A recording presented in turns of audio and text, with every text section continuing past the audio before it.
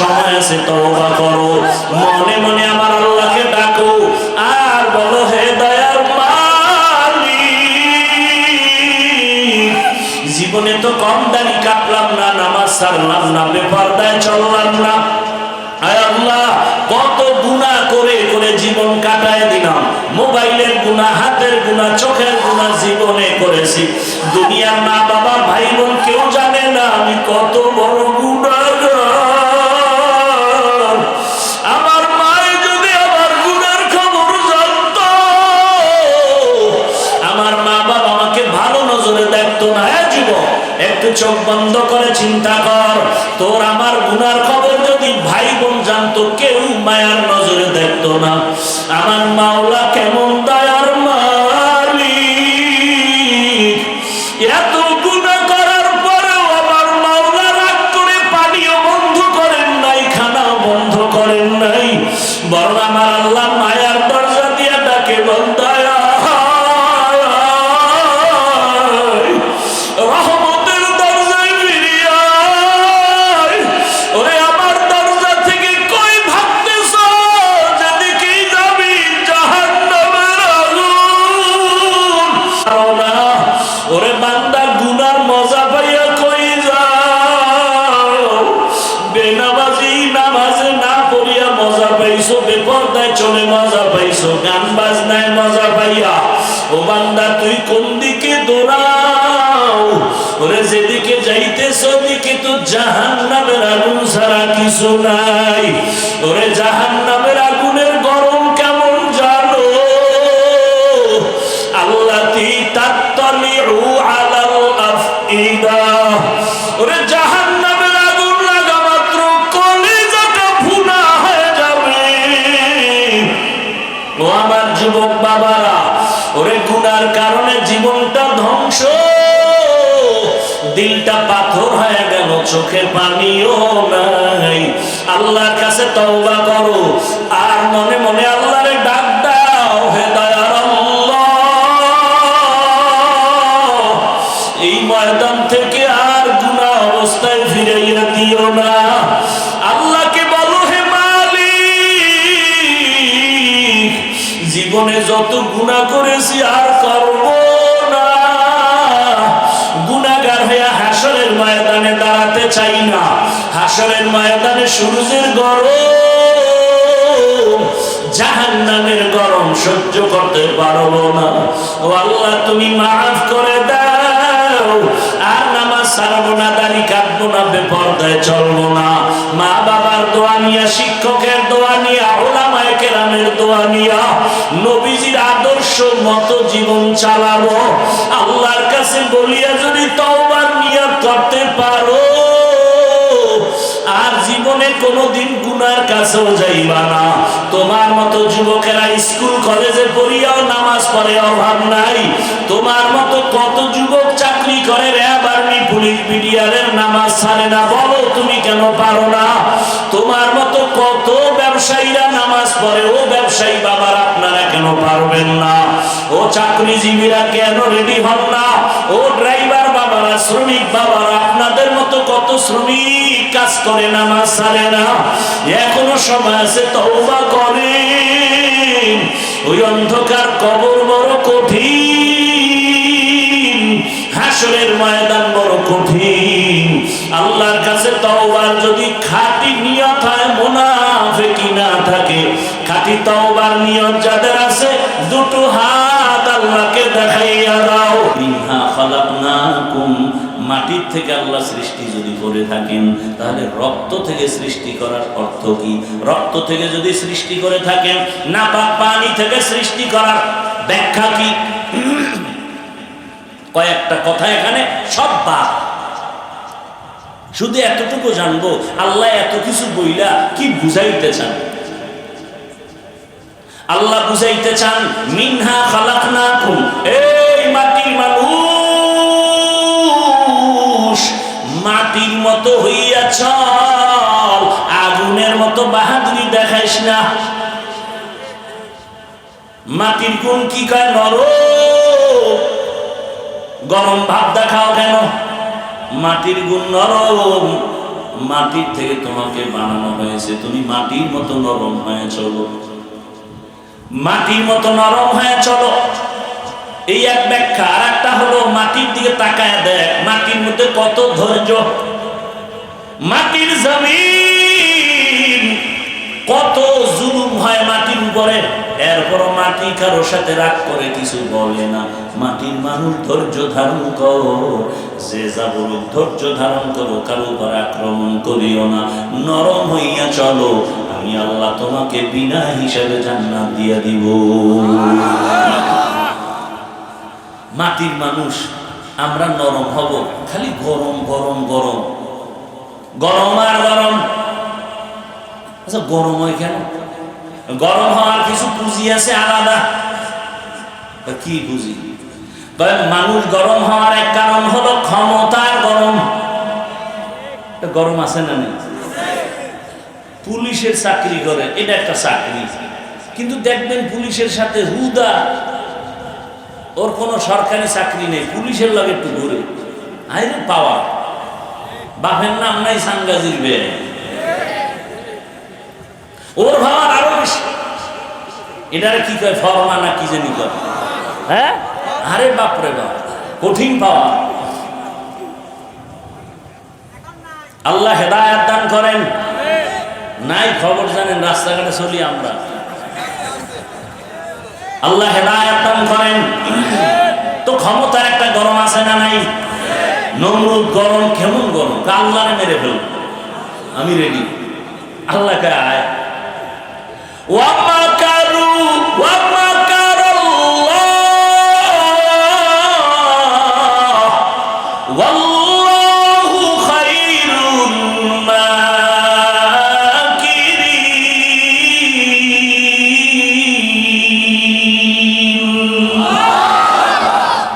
নমরুদ আল্লাহরে মেরে ফেলবে, পাওয়ারটা কেমন? বাঁশ দিয়া খুঁটি বানাইছে, কি কয় সিঁড়ি, তীর মাইরে আল্লাহরে মেরে ফেলবে, গিয়া মারছে। এবার দেখে আগায় রক্ত, নিচে একাই যে রক্ত, মেরে ফেলছে। চিন্তা করছেন এমন বড় বেঈমানেরা আল্লাহ যখন ওরে মারতে লইছে, কি পরিমাণ বাহিনী লাগছে। একটা অসুস্থ মশা, তাও কিন্তু সুস্থ না, দেখছেন নি কারবার? অসুস্থ মশা, ওই মশা নাকের ভেতর থেকে ঢুকে চান্দির গোড়ায় গিয়া হাজির। ফাঁকে ফাঁকে একটা মিস কল দেয়, নমরুদের চান্দি গরম। ডাক্তার কবিরা সব দেখায় তুফান, কোন রোগ ভালো হয় না। আল্লাহর কুদরত, চাঙ্কা ফেললে তো ফট করে জুতার লগে মাথার লগে বাড়ি লাগছে, বাড়ি লাগা মাত্র মাথা হিমেল হয়ে গেছে। নমরুদকে সর্বনাশ, দুনিয়ার টাকা খুয়াইলাম, ডাক্তার কত কিছু দিলাম, জুতার মধ্যে যে এই পরিমাণ আমার ঔষধ আছে তা তো আমার জানা ছিল না। এইবার জুতা না খাইলি মাথা ঠান্ডা, শুধু ঠান্ডা না, একটু জোরে বাড়ি মারলে আরো ঠান্ডা। বাড়ি মারবে কে? বলে কর্মচারীরা, বেতন দিয়া। কর্মচারী জুতার বাড়ি দিবে ফাঁকে ফাঁকে, বেতন। নমরুদ তাই শুনে যা, যত জোরে বাড়ি দিবি বেতন তত বাড়ায়। কেমন চান কথা। কর্মচারী কিছুদিন জুতার বাড়ি দিয়ে কয়, স্যার আমার একা সম্ভব না, আমার তো বাথরুম আছে, খাওয়ান দাওয়ান আছে, ঘুম আছে, 2-4 ঘন্টার জন্য রেস্ট নিতে হবে। রেস্টের গুল্লি মারি, প্রয়োজনে শিডিউল ভাগ করে 2-3 জন কর্মচারী থাকবে, জুতার বাড়ি বন্ধ করা যাবে না। এই বরকত থেকে আমি বঞ্চিত হতে চাই না। এই জুতা যার গালে লাগছে এই বরকত, বুশের গালে লাগছে না।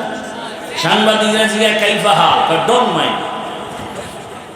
জুতা খেয়ে কেমন লাগলো? এটা আমার গণতান্ত্রিক অধিকার, কিছুই মনে করি না। কিতনা বড় বেলাজা বেহায়া, জুতা খাইয়াও কিছু মনে করে না। আল্লাহ হেদায়েত দান করেন। ভাইরা আমার, তাহলে ক্ষমতার গরম। আরো একজনে গরম দেখায়, কিসের গরম? তোমার ক্ষমতা আছে নি? কয় না, আমার টাকা আছে, টাকার গরম। টাকার গরম আছে না? আর একজনের ক্ষমতাও নাই, টাকাও নাই, সেও গরম। কিও তুমি গরম কেন? আমি তো শিক্ষিত, আমার শিক্ষার গরম আছে না নাই?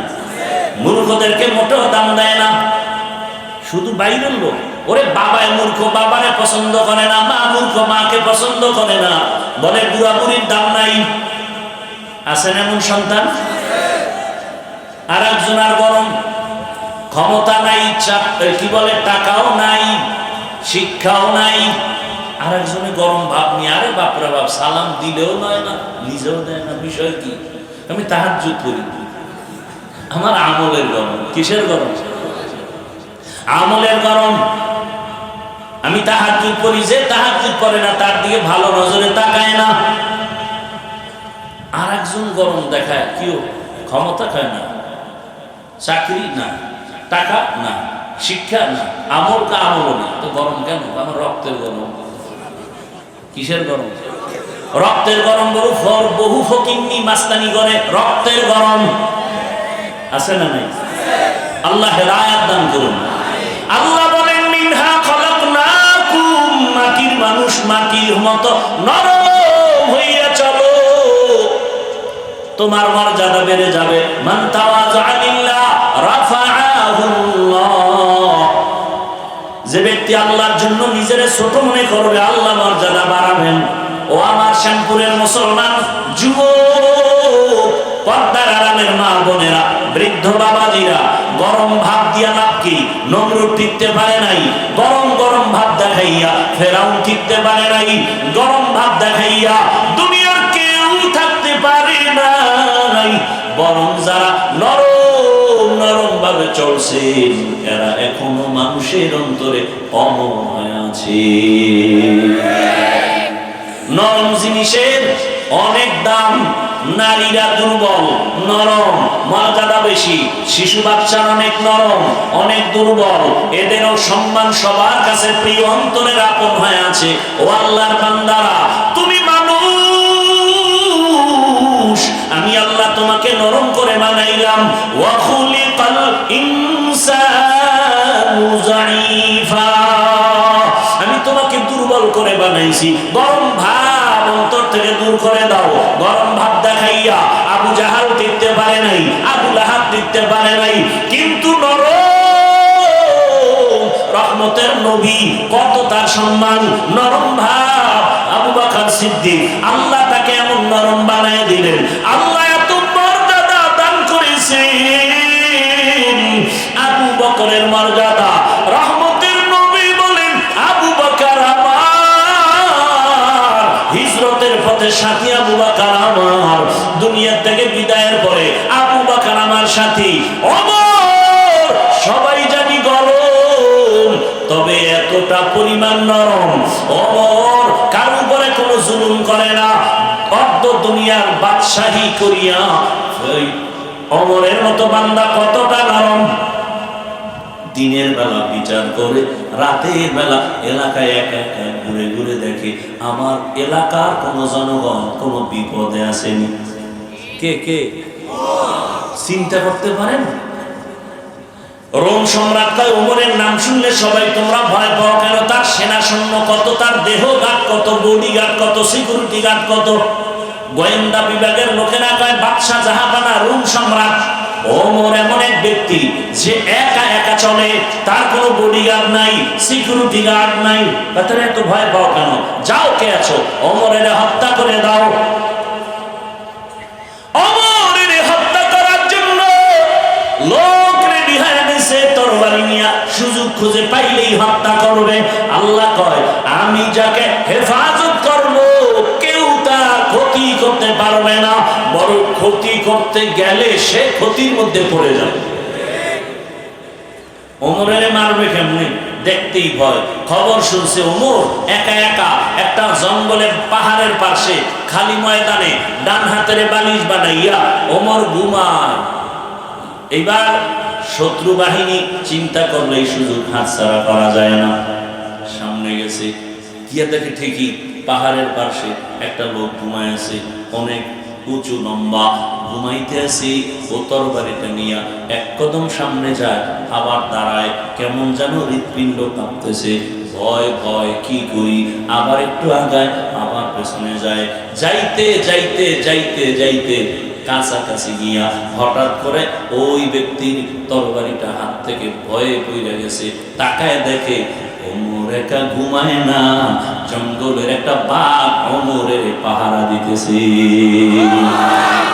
খাকো বাদো আবো আতিশ বন্দাম মানে তু মুর্দা বাহাক জিন্দা। এই ওমর রাতের বেলা ঘুরে, আমার এলাকার কি খবর, আমার ছেলের খবর জানি, মেয়ের খবর জানি, স্ত্রীর খবর জানি, ভাইয়ের খবর জানি, আমার মা আরামে ঘুমায়, আমার বাবা আরামে ঘুমায়, আমার পরিবারের সবাই শান্তি, সবাই সম্মান, গাড়ি নিয়ে চলে, এসির বাতাস খায়, জনগণের কি খবর, এই চিন্তা অনেকের অন্তরে আসে না।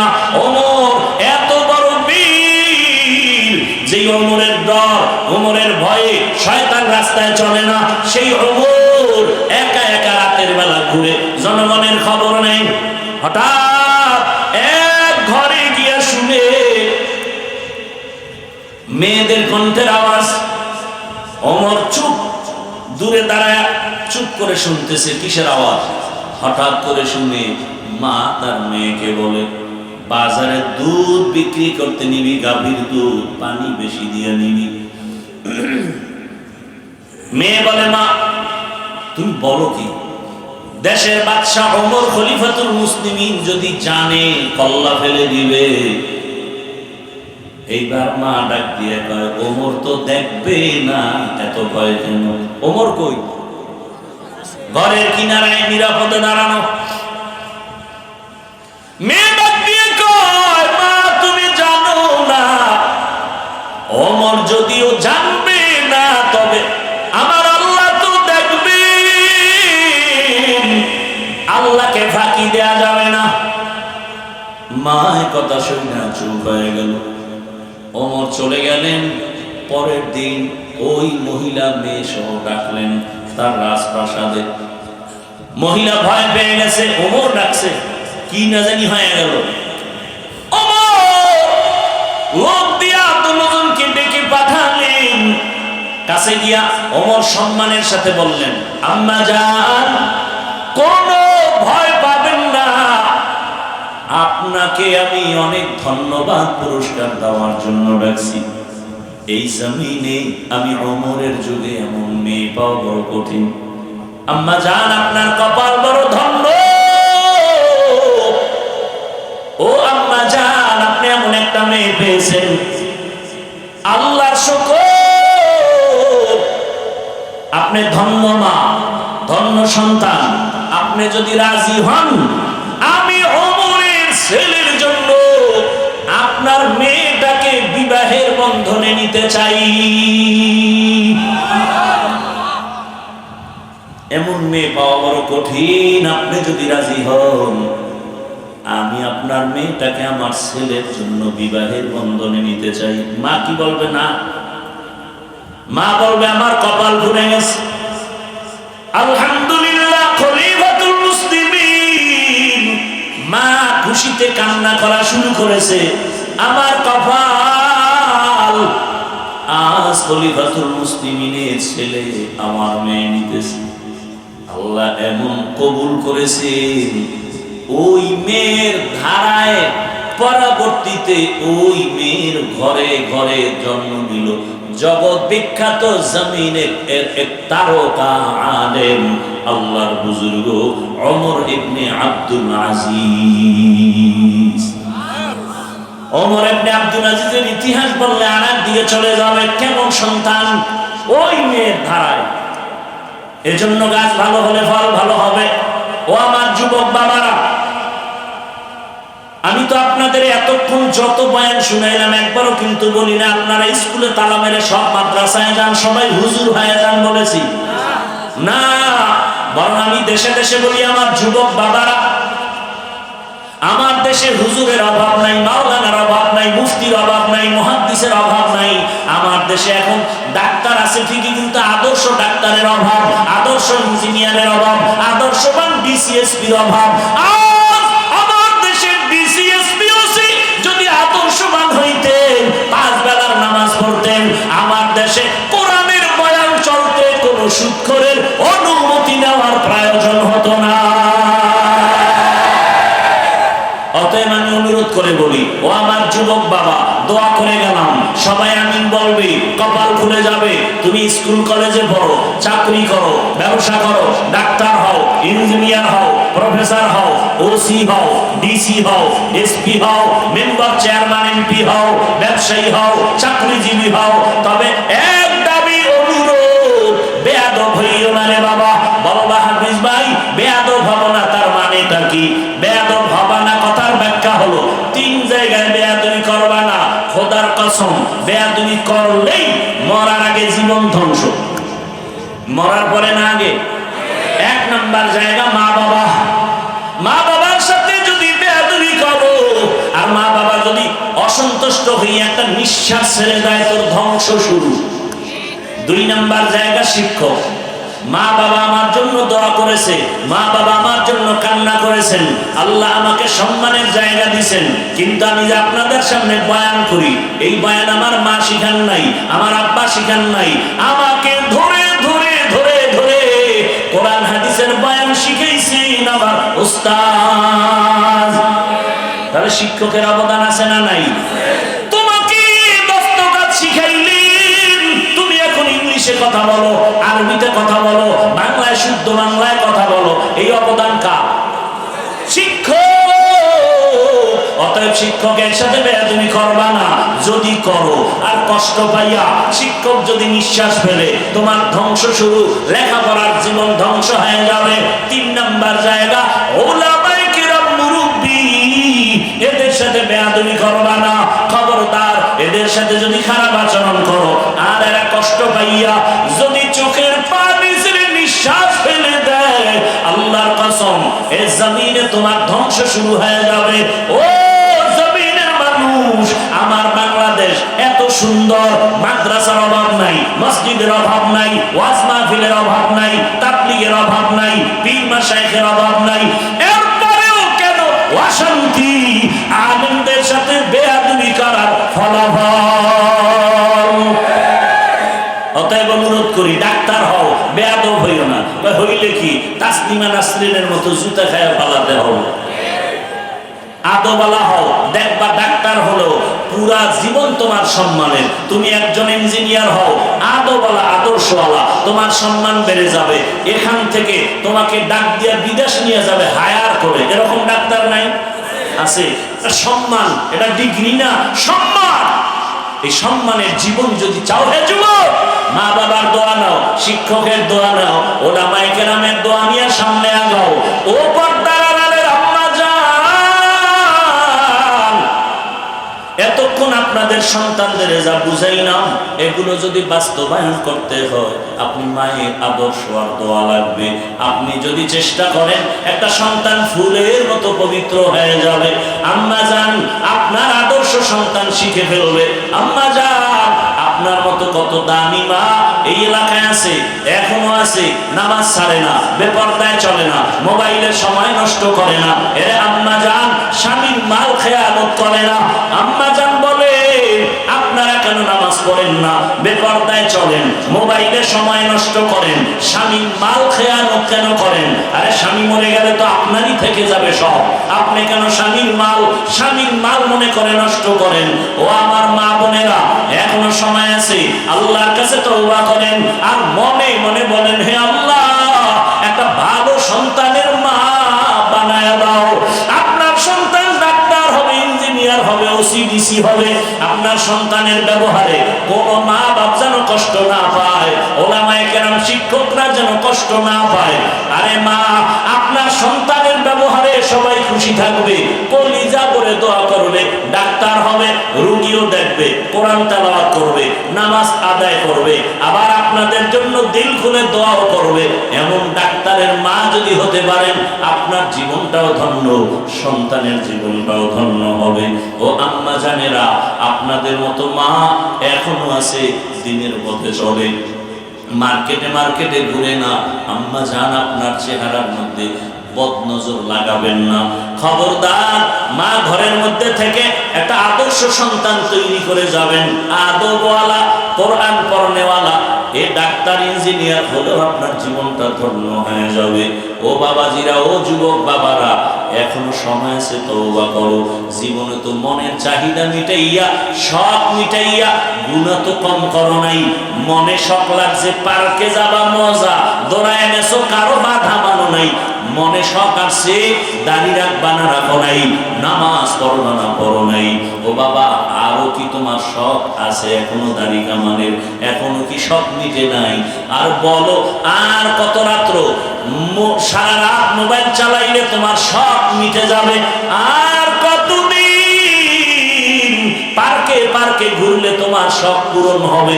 আর কতবার দাড়ি কাটলে, নামাজ ছাড়লে তোমার শখ পূরণ হবে? এবং এটাও বলো, তোমার হায়াতের বাকি আর আছে কতদিন? দেখো নাই ও শ্যামপুরের যুবকেরা, ফেসবুকে কি তোমরা দেখো নাই? আমি শুনছি বাইতুল্লাহ বসিয়া ওই বিদেশ থেকে একটা যুবক টাকা আর স্বর্ণ নিয়ে বাড়ি আসছে বেড়াইবার জন্য, পরিবারের আনন্দ করার জন্য। এয়ারপোর্টে নামার পর শাহজালাল আন্তর্জাতিক বিমানবন্দরে পরিবারের স্ত্রী সন্তানেরা গাড়ি নিয়ে হাজির। ওই আল্লাহর বান্দা গাড়িতে রওনা, সন্তানের চুমু খায়, আপনজনের পাইয়া কত আনন্দ। আনন্দে আনন্দে বাড়ি যায়। বাড়ি যাওয়ার কাছাকাছি যাইয়া গাড়িটা পানির মধ্যে ড্রাইভার ফেললো। পানির মধ্যে পড়ার পরে নিজের সামনে সন্তান মরে গেল, স্ত্রীটাও মারা গেল। দেখেন নাই? ওই যুবক মিডিয়ার সামনে কান্না, আর বলে মানুষ বিবাহ করে খাইয়া না খাইয়া তো পরিবার নিয়ে এক জায়গায় থাকে, একটা আনন্দ আছে। আমি ওই আনন্দ পাই নাই, বিদেশ গেলাম টাকা পয়সার জন্য, আজকে স্বর্ণ অলংকার নিয়ে আসছি, আজ আমার কপাল কেন এত খারাপ? নিজের হাতের উপরে আমার সন্তানটা মরে গেল, নিজের চোখের সামনে আমার স্ত্রী মরে গেল। আমি এখন কোথায় যাব? যেই ঘরে গেলে একটু সন্তান দেখবো, সে ঘর এখন অন্ধকার হয়ে গেল। ঘর সাজায় রাখবে আমার স্ত্রী, সেও তো নাই। এই জীবনের কি মূল্য আমার? ও আমার যুবক বাবারা, কিসের পেছনে দৌড়াও? এমন একটা দিন নাই যুবকের লাশের খবর নাই। পানির নিচে লাশ, গাড়ির নিচে লাশ, ঘুমের বিছানায় লাশ। আজকে বয়ান শুনতেছো, কালকে এমন সময় আল্লাহ না করুন হতে পারো হসপিটালের রোগী, হতে পারো তুমি কবরের যাত্রী। সারা রাত মোবাইল চালায় ঘুমাবা, 11টার সময় মা ডাকবে, বাবা ওটার কত ঘুমাবি? কোনো আওয়াজ নাই। মা টাচ করে দেখবে পুরো বডি সন্তানের শক্ত হয়ে গেছে, বরফের মতো ঠান্ডা। মা একটা চিৎকার দিয়া বলবে, কে কোথায় আছো? আয়। আমার বাবা দুনিয়ায় নাই, মা বলে ডাকার মতো আমার কেউ আর নেই। বাবায় কান্না করে টেলিফোন করবে, ইমাম সাহেব আমার সন্তান মরে গেল, তাড়াতাড়ি আসেন, জানাজা না দিয়া যাবেন না। কাউকে পাঠাবে, যাও বাজার থেকে কাফন কিনে নাও। কাউকে বলবে বাগানে যাও, কবর খনন করো। কাউকে বলবে তাড়াতাড়ি গরম পানি করো গোসল করার জন্য। ও বাবা, নিজের গায়ের গেঞ্জিটা বেলেট দিয়ে কেটে কেটে রেখে দিবে। আরে আমার হাতের ঘড়িটা আর একজনে হাতে দিয়া বলবে, এটা আমার ঘড়ি। ও আল্লাহর বান্দা, তোমার আপন বন্ধু মোবাইলের নাম্বারটা ডিলিট করে বলবে, বন্ধু নাই, নাম্বার রেখে কোনো লাভ নাই।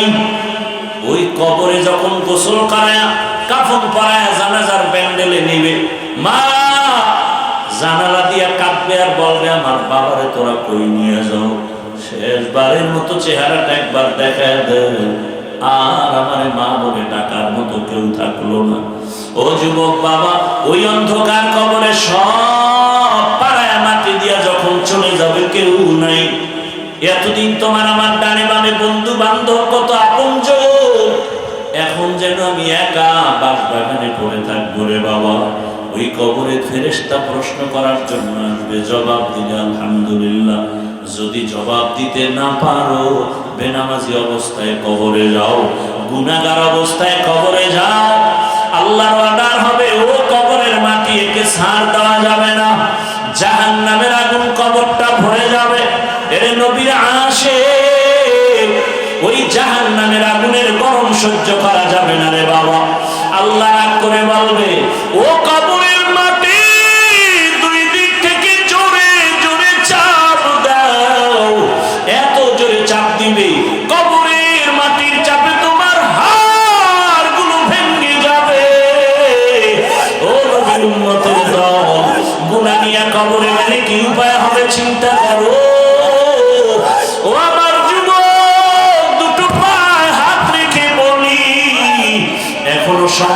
তওবা করো, মনে মনে আমার আল্লাহকে ডাকো আর বলো, হে দয়ার মালিক, জীবনে তো কম দাড়ি কাটলাম না, নামাজ ছাড়লাম না, বেপরদায় চললাম না, আয় আল্লাহ কত গুনাহ করে করে জীবন কাটায় দিলাম, মোবাইলের গুনাহ, হাতের গুনাহ, চোখের গুনাহ জীবনে করেছি, দুনিয়ার মা বাবা ভাই বোন কেউ জানে না আমি কত বড় গুনাহগার। আমার মায়ে যদি আমার গুনার খবর জানতো, আমার মা বাবা আমাকে ভালো নজরে দেখতো না। যুবক, একটু চোখ বন্ধ করে চিন্তা কর, তোর আমার গুনার খবর যদি ভাই বোন জানতো, কেউ মায়ার নজরে দেখতো না। আমার মাওলা কেমন দয়ার মালিক, এত গুনাহ করার পরেও আমার মাওলা রাগ করে পানিও বন্ধ করেন নাই, খানাও বন্ধ করেন নাই, বরং আমার আল্লাহ মায়ার দরজা দিয়ে ডাকে, বন্দায়া রহমতের দরজায় ফিরিয়ে আয়। ওরে আমার দরজা থেকে কই ভাবতেছ, যেদিকেই যাবি জাহান্নামের আগুন। ওরে বান্দা গুনার মজা পাইয়া কই যাও, বেনামাজি নামাজে না পড়িয়া মজা পাইছো, বেপরদায় চলে মজা পাইছো, গান বাজনায় মজা পাইয়া, ও বান্দা তুই কোন দিকে দৌড়াও? ওরে যেদিকে যাইতেছ ওদিকে তো জাহান্নামের আগুন ছাড়া কিছু নাই। ওরে জাহান্নামের আগুনের গরম কেমন জানো? আল্লাতী তাত্তালিউ আলাল আফইদা। ওরে জাহান্নামের আগুন লাগা মাত্র কলিজাটা ভুনা হয়ে যাবে। ও আমার যুবক বাবারা, ওরে গুনার কারণে জীবনটা ধ্বংস, দিলটা পাথর হয়ে গেল, চোখে পানিও নাই। আল্লাহর কাছে তওবা করো আর মনে মনে আল্লাহরে ডাক দাও, হে দয়ার আল্লাহ, এই ময়দান থেকে আর গুনাহ অবস্থায় ফিরাইয়া দিও না। আল্লাহকে বলো, হে মালিক, জীবনে যত গুনাহ করেছি আর করব না। গুনাহগার হইয়া হাসরের ময়দানে দাঁড়াতে চাই না। হাসরের ময়দানে সূর্যের গরম, জাহান্নামের গরম সহ্য করতে পারবো না। ও আল্লাহ, তুমি মাফ করে দাও, আর নামাজ ছাড়বো না, দাড়ি কাটবো না, বেপরদায় চলবো না। মা বাবার দোয়া নিয়া, শিক্ষকের দোয়া নিয়া, উলামায়ে কেরামের দোয়া নিয়া, নবীজির আদর্শ মতো জীবন চালাবো। আল্লাহর কাছে বলিয়া যদি তওবার নিয়ত করতে পারো, আর জীবনে কোনোদিন গুনার কাছেও যাইবা না। তোমার মতো যুবকেরা স্কুল কলেজে পড়িয়াও নামাজ পড়ে অভাব নাই। তোমার মতো কত যুবক চাকরি করে, র্যাব, আর্মি, পুলিশ, বিডিআরের নামাজ ছাড়ে না। বলো তুমি কেন পারো না? তোমার মতো কত ব্যবসায়ীরা নামাজ পড়ে, ও ব্যবসায়ী বাবার আপনারা কেন পারবেন না? ও চাকরিজীবীরা কেন রেডি হন না? ও ড্রাইভার বাবারা, শ্রমিক বাবারা, আপনাদের মতো কত শ্রমিক কাজ করে, নামাজ ছাড়ে না। এখনো সময় আছে, তওবা করেন। ওই অন্ধকার কবর বড় কঠিন, হাসরের ময়দান বড় কঠিন। আল্লাহর কাছে তওবার যদি খাঁটি নিয়ত হয়, মুনাফিকি না থাকে, খাঁটি তওবার নিয়ত যাদের আছে, দুটো হাত আল্লাহকে দেখাইয়া দাও। আয় আল্লাহ, হাতগুলো কবুল করে নেন, তওবা কবুল করে নেন, তওবার উপরে মজবুত হইয়া চলার মতো তৌফিক দান করেন। আমিন। আলহামদুলিল্লাহি রাব্বিল আলামিন। والصلاة والسلام على سيد الأنبياء والمرسلين وعلى آله وأصحابه أجمعين. يا أرحم الراحمين، يا أرحم الراحمين، يا أرحم الراحمين. رب ارحمهما كما ربياني صغيرا. رب ارحمهما كما